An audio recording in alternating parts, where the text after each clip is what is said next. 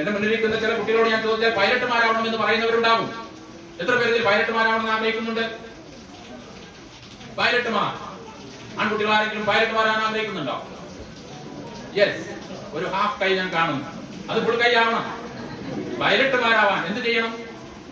പൈലറ്റുമാരാവണമെങ്കിൽ 12ാം class കഴിഞ്ഞിട്ട്, മുമ്പാണെങ്കിൽ ഫിസിക്സും മാത്തമാറ്റിക്സും പഠിക്കണമെന്ന് നിയമം ഉണ്ടായിരുന്നു. ഇപ്പൊ അത് മാറി. ഇപ്പൊ കോമേഴ്സുകാർക്കും ഹ്യൂമാനിറ്റീസുകാർക്കും ഈ ഏവിയേഷൻ രംഗത്തേക്ക് കടന്നു വരാം എന്ന് നിയമം ഉണ്ടായിരിക്കുന്നു. നിങ്ങൾക്ക് അതിലേക്ക് കടന്നു വരാം 12ാം ക്ലാസ്സിന് ശേഷം. ഇന്ദിരാഗാന്ധി നാഷണൽ ഖുറാൻ അക്കാദമി റായ്ബറേലിയിലെ ഇന്ത്യയിലെ ഏറ്റവും വലിയ സ്ഥാപനമാണ് ഇന്ദിരാഗാന്ധി നാഷണൽ ഖുറാൻ അക്കാദമി. അതിന്റെ എൻട്രൻസ് എഴുതി പാസ്സായാൽ നിങ്ങൾക്ക് പൈലറ്റ് ലൈസൻസിന് ചേരാം.